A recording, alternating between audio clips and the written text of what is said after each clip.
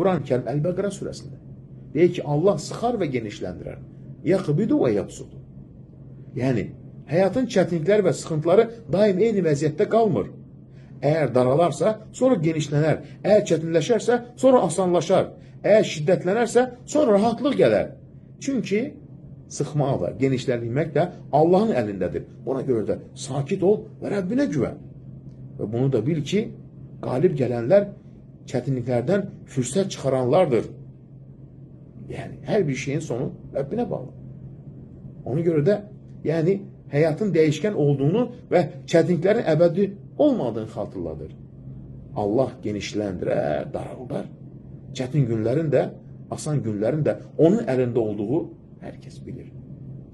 Deməli, bu insanlara səbr etməyi, ümidsiz olmamağı və hər vəziyyətdə Allaha güvənməyi öyrədir. Bax, nə gözəl bir fayda.